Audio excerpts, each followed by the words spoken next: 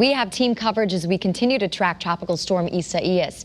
Cities and towns are preparing as much as they can.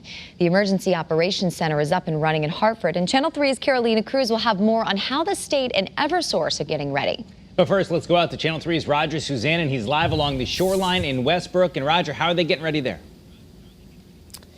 Yeah, Eric and Nicole, the big way that they are getting ready is that town leaders are asking folks who live on or near the water, along with visitors, to get out of Dodge. They're actually asking people who live near the water to leave town by noon, and visitors have even less time to get out of Dodge. And you can see that boaters have already been taking precautions. In fact, we saw one gentleman just recently tying up his boat and preparing to leave the area.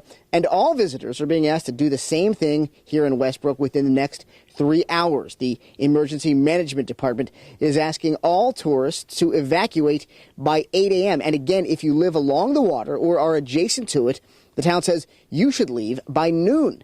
Now, the storm could get pretty rough, as Scott has mentioned. And keep in mind, town leaders don't want to set up shelters because of COVID concerns. So again, get to higher ground if you live near the water or are visiting. The National Weather Service says winds could reach close to 70 miles an hour here in Westbrook. So power problems, of course, could be an issue, along with flash flooding. That means make sure you have supplies ready and make an evacuation plan just in case. The storm, of course, will impact small towns and bigger cities on the shoreline. And New Haven's mayor says crews have been working hard to get ready because he does not want the city to be caught flat-footed. While we don't anticipate this being as significant a storm as Irene or Sandy, we still want to be absolutely prepared.